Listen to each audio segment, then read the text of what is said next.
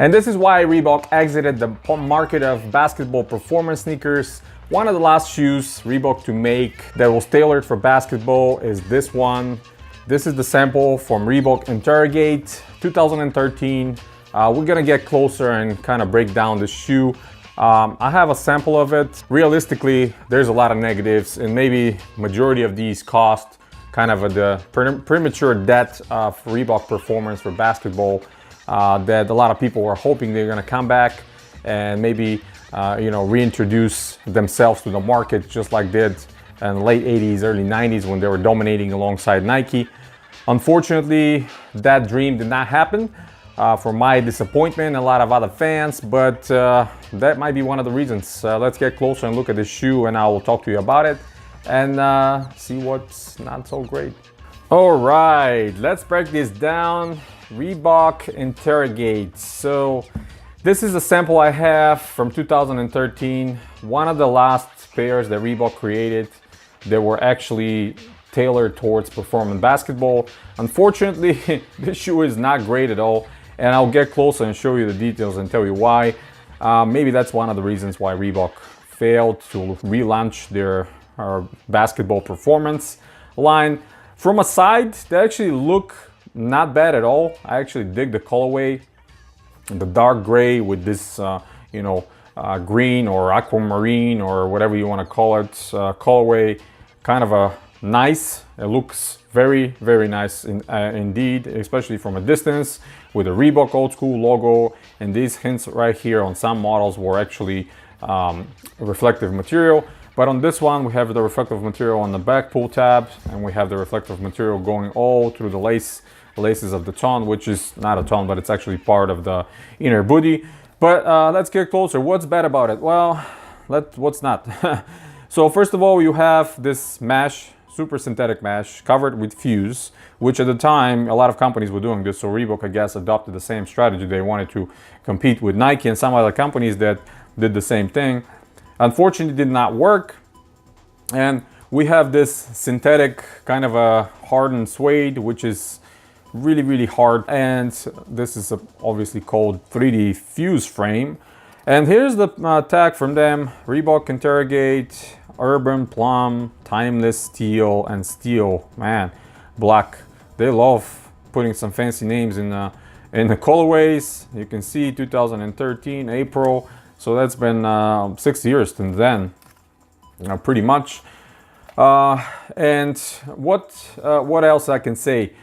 They are definitely not comfortable. And by not comfortable, I mean there is no cushioning whatsoever. I don't know what made them think that they can compete with other companies when it comes to cushioning, because in basketball you definitely need plenty. This midsole is very dense, and whatever DMX ride is, it's not DMX. I can tell you that. There's no real DMX in that. There's none of that stuff. It's most likely that foam, that green foam, that it's the DMX foam from the old days, which is kind of dense. And then we have this additional wrap on top of it with kind of a additional midsole, I guess, because the carrier is that green frame foam, which is kind of hard. And we have TPU shank here. I mean, overall, as an idea, they're not bad at all. I just wish that instead of that DMX ride or DMX foam, they had the actual DMX, even if it was DMX light on the heel and just the pad here.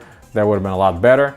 The only good thing going for these is traction. I mean, this traction is extremely grippy and sticky almost. And I'm telling you, if you are a young man and you want to play in these, you can definitely do it because the cushioning is not there for me, for sure.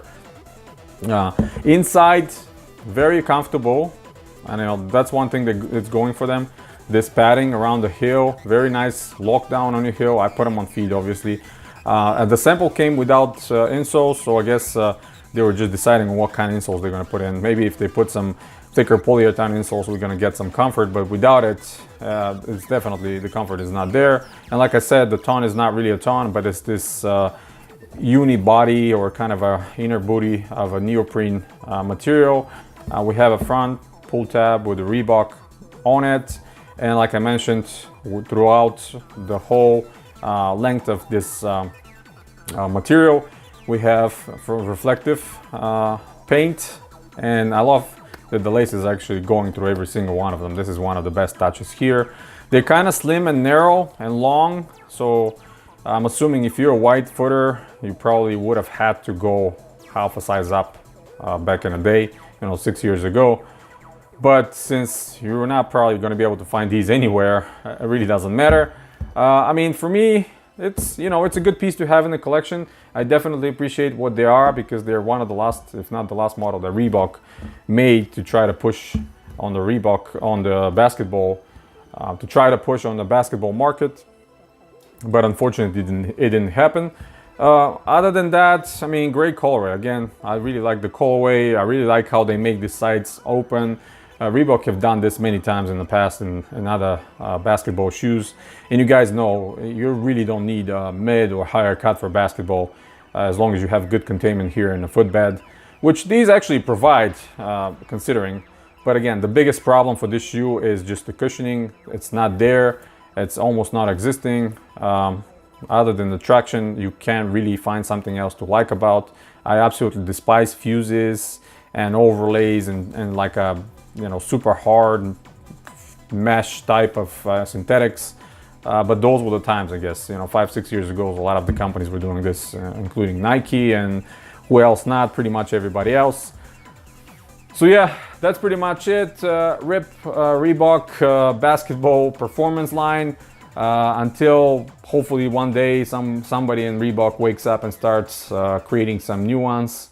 They can compete and retro some of the old ones that were absolutely amazing and great and everybody loved.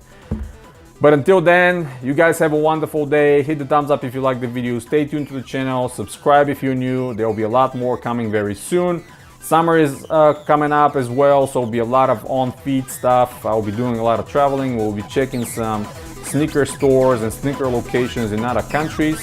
So stay tuned to the channel. There will be a lot more content coming. Until next time, guys, you have a wonderful day.